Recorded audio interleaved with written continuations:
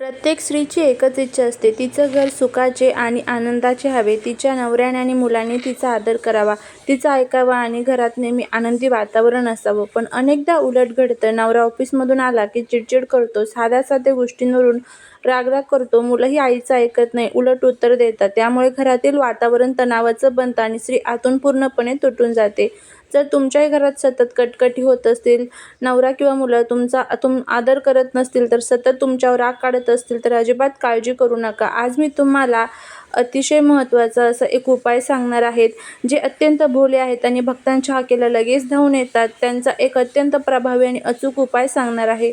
महादेवांचा एक असा चमत्कारिक मंत्र आणि एक साधी वस्तू, जी तुम्ही जर योग्य रीतीने अभिमंत्रित करून जर याचा उपाय केला, तर तुमच्या मनातील सगळ्या इच्छा पूर्ण होतील. त्याचबरोबर सगळा राग क्षणात शांत होईल. ते तुमचं प्रत्येक म्हणणं ऐकू लागतील आणि घरात फक्त आणि फक्त प्रेम दिसेल. हा उपाय कसा करायचा, कधी करायचा आणि तो मंत्र कोणता, हे सविस्तर जाणून घेण्यासाठी व्हिडिओ शेवटपर्यंत नक्की पहा. अर्धवट माहितीने उपाय करू नका, पूर्ण विधी समजून घ्या. उपाय करण्यापूर्वी कमेंटला ओम नमः शिवाय लिहायला विसरू नका. जर व्हिडिओ आवडला तर लाईक, शेअर आणि सबस्क्राईब करायला विसरू नका. शास्त्रात सांगितलं आहे की जेव्हा घरामध्ये नकारात्मक ऊर्जा वाढते, तेव्हा घरातील सदस्यांच्या कुंडलीमध्ये चंद्र आणि मंगळ ग्रहाची स्थिती बिघडते. तेव्हा माणसाचा स्वभाव चिडचिड आणि राग वाढतो. राग हा माणसाचा सर्वात मोठा शत्रू आहे, जो हसत खेळत घर उद्ध्वस्त करू शकतो. पण जेव्हा आपण महादेवांना शरण जातो, तेव्हा कशाचीच भीती उरत नाही. महादेव हे केवळ संकटांचे निवारण करत नाही, तर ते मनाला शांतता देतात. महादेवांच्या मस्तकावर चंद्र विराजमान आहे, जो शीतलता देतो. म्हणूनच त्यांच्या मंत्रांमध्ये आणि उपायांमध्ये एवढी ताकद आहे की ते क्रोधाने लाल झालेल्या व्यक्तीलाही एका क्षणात शांत आणि प्रेमळ बनवू शकतात. हा उपाय सुरू करण्यापूर्वी काही छोटे पण अत्यंत महत्त्वाचे नियम समजून घेऊया. हा उपाय तुम्ही कोणत्याही सोमवारी किंवा प्रदोष अथवा मासिक शिवरात्रीच्या दिवशी करू शकता. सोमवार हा महादेवांचा अत्यंत प्रिय दिवस आहे. उपाय करताना तुमच्या मनात राग नसावा. अत्यंत शुद्ध मनाने, श्रद्धेने आणि माझं घर चांगलं व्हावं याच्याच भावनेने हा उपाय करायचा आहे. हा उपाय करताना कोणालाही सांगू नका. शांतपणे आणि गुपचूप हा विधी पार पाडायचा आहे. आता असेच अजून भरपूर असे उपाय आपण बघणार आहोत आणि जर तुम्हाला हा उपाय करणं शक्य नसेल, तर बाकीचे जे काही उपाय सांगणार आहे त्यापैकी कोणताही एक जरी उपाय केला तरी देखील चालेल. चला तर मग आता जाणून घेऊया तो मुख्य उपाय आणि ती चमत्कारिक वस्तू कोणती आहे. बघा, ती वस्तू आपल्या स्वयंपाकघरात सहज उपलब्ध असणारी आणि महादेवांना अत्यंत प्रिय असणारी वस्तू आहे. ती म्हणजे खडी साखर किंवा पांढरी साखर. यासोबतच गाईचे शुद्ध तूप. पांढरा रंग हा चंद्राचा आणि महादेवांचा प्रिय रंग आहे, जो मनाला गोडवा आणि शीतलता देतो. उपायाची संपूर्ण विधी आता अशा पद्धतीने असणार आहे. सोमवारी सकाळी स्वच्छ अंघोळ करून पांढरे किंवा हलक्या रंगाचे कपडे परिधान करा. घरातील देवघरासमोर किंवा शक्य असल्यास महादेवांच्या मंदिरात जाऊन महादेवाच्या पिंडीसमोर बसा. एक शुद्ध तुपाचा दिवा लावा. आता एका छोट्या चांदीच्या किंवा तांब्याच्या वाटीमध्ये थोडीशी खडीसाखर आणि त्यावर 1 चमचा गाईचे शुद्ध तूप एकत्र करून महादेवांच्या समोर ठेवा. यानंतर आपले डोळे बंद करा. महादेवांचे ध्यान करा आणि तुमच्या उजव्या हाताच्या तळव्यावर ती वाटी ठेवून किंवा वाटीला स्पर्श करून मी सांगत असलेल्या मंत्राचा 108 वेळा जप तुम्हाला करायचा आहे. तो चमत्कारिक मंत्र मी लिहून देते किंवा तुम्ही लक्षात देखील ठेवू शकता.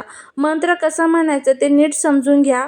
या मंत्राचा जप करताना जिथे अमुकस्य हा शब्द येतो, तिथे जर नवऱ्यासाठी करत असाल तर नवऱ्याचे नाम घ्याव्या आणि मुलांसाठी करत असाल तर मुलांचे नाव घ्यावे. जर दोघांसाठी एकत्र करायचे असेल तर माझ्या कुटुंबातील सदस्यांचे नाव किंवा माझ्या पती आणि मुलाचे नाव असे म्हणावे. हा मंत्र 108 वेळा म्हटल्यामुळे त्या वाटीतील खडीसाखर आणि तूप महादेवाच्या मंत्रशक्तीने पूर्णपणे अभिमंत्रित होते. त्यात सकारात्मक ऊर्जा समाविष्ट होते. मंत्र जप पूर्ण झाल्यावर महादेवांना नमस्कार करावा आणि म्हणा, हे महादेवा, माझ्या पतीच्या आणि मुलांचा राग शांत कर आणि त्यांच्या मनात माझ्याबद्दल प्रेम निर्माण होऊ दे. मंत्र अशा पद्धतीने आहे. ओम नमः शिवाय मंत्राय अमकस्य क्रोधम शम्य शम्य स्वाहा. आता हा मंत्र मला जर शक्य झालं तर मी डिस्क्रिप्शन बॉक्समध्ये देईल, पण नाही जर शक्य झालं तर मंत्र परत एकदा ऐका. ओम नमः शिवाय मंत्राय अमुकस्य क्रोध शम्य शम्य स्वाहा. आता ज्या ठिकाणी अमुकस्य आहे त्या ठिकाणी तुमच्या पतीचं किंवा मुलांचं नाव जे आहे तर ते तुम्हाला घ्यायचं आहे आणि अशा पद्धतीने 108 वेळेस मंत्र जो आहे तर तो तुम्हाला म्हणायचा आहे. आता त्यानंतर तुम्हाला काय करायचं आहे तर बघा, 108 वेळेस हा मंत्र म्हटल्यावर त्या वाटीतील खडीसाखर आणि तूप महादेवांच्या मंत्रशक्तीने पूर्णपणे अभिमंत्रित होते. त्यात सकारात्मक ऊर्जा समाविष्ट होते आणि जे सांगितलेलं आहे की महादेवांना प्रार्थना करा. त्यानंतर आता ही अभिमंत्रित झालेली वस्तू त्यांना कशी द्यायची ते पहा. ती खडीसाखर आणि तूप एकत्र करून जी पेस्ट तयार होईल ती तुम्ही सोमवारी किंवा मंगळवारी सकाळी उठल्यानंतर नवरा आणि मुलांच्या चहामध्ये, दुधामध्ये किंवा त्यांना बनवलेल्या कोणत्याही गोड पदार्थांमध्ये जसे की शिरा किंवा खीर यामध्ये मिक्स करून द्या. जर ते थेट खाणार असतील तर महादेवांचा प्रसाद म्हणून त्यांना ते खडीसाखर खायला द्या. काहीही अडचण नाही. जशी जशी ही मंत्रयुक्त गोड वस्तू त्यांच्या शरीरात जाईल तसा त्यांचा स्वभाव शांत होऊ लागेल. त्यांच्या मनातील नकारात्मकता दूर होऊन तुमच्याबद्दलचा आदर आणि प्रेम वाढू लागेल. हा उपाय सलग 3 ते 5 सोमवार करा. तुम्हाला पहिल्या सोमवारपासून फरक दिसायला सुरुवात होईल. आता पुढचा एक अजून उपाय आपण बघूया. आता बघा, हा उपाय करत असताना तुम्हाला काय करायचं आहे तर दररोज सकाळी अंघोळ झाल्यानंतर महादेवांच्या चरणी थोडेसे पांढरे शुद्ध चंदन अर्पण करा. त्यानंतर तेच चंदन तुमच्या नवऱ्याच्या किंवा मुलांच्या कपाळाला किंवा त्यांच्या दोन्ही भुवयांच्या मध्यभागी म्हणजेच आज्ञाचक्रावरती लावा.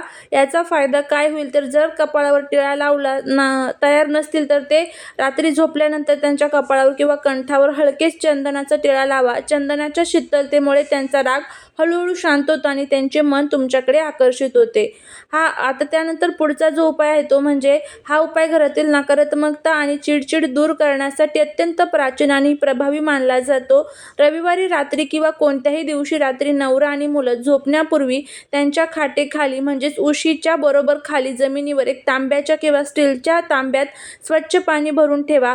रात्री भरलेला हा पाण्याचा तांब्या सकाळी उठल्यावर घरातील कोणाचेही पाय पडणार नाही अशा ठिकाणी म्हणजेच एखाद्या झाडाला शक्यतो तुळस सोडून इतर कोणत्याही झाडाला किंवा रोपट्याला वाहून द्या. रात्री झोपताना माणसाच्या शरीरातून जी नकारात्मक ऊर्जा किंवा राग बाहेर पडतो तो ती पाणी शोषून घेतो. यामुळे सकाळी उठताना त्यांचे मन प्रफुल्लित आणि शांत राहते. पुढचा जो उपाय आहे तर तो म्हणजे घरातील अन्नाचा थेट संबंध माणसाच्या मनाशी असतो. म्हणून म्हटलं जातं जसं अन्न तसं मन. स्त्री जेव्हा रागात किंवा दुःखात जेवण बनवते तेव्हा तो राग अन्नातून कुटुंबाच्या पोटात जातो. उपायाची विधी: तुम्ही जेव्हा घरातील स्वयंपाक कराल तेव्हा विशेषतः नवऱ्यासाठी आणि मुलांसाठी चपाती किंवा भात बनवाल तेव्हा मनात कोणताही राग न ठेवता सतत ओम नमः शिवाय किंवा ओम नमो भगवते वासुदेवाय या मंत्राचा जप करत राहा. जेवण बनवताना मनात असा विचार करा की जे अन्न हे कोणी खाईल त्यांचे मन शांत होईल आणि त्यांचे माझ्यावरचे प्रेम वाढेल. या उपायामुळे अन्नामध्ये सकारात्मक आणि सात्विक ऊर्जा निर्माण होते. ती अन्न जेव्हा पती आणि मुलं खातात तेव्हा त्यांच्या स्वभावातील क्रूरता आणि चिडचिड संपून ते मऊ आणि ऐकणारे बनतात. असे हे काही छोटे छोटे उपाय जे आहेत तर ते आपल्याला करायचे आहे.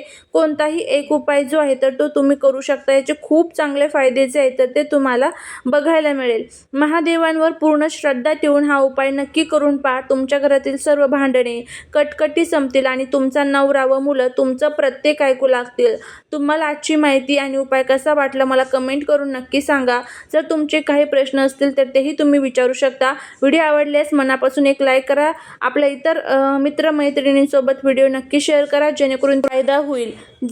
चला भेटूया पुढच्या एका छानशा नवीन व्हिडिओमध्ये एका नवीन माहितीसोबत. तोपर्यंत सर्वांना श्री स्वामी समर्थ.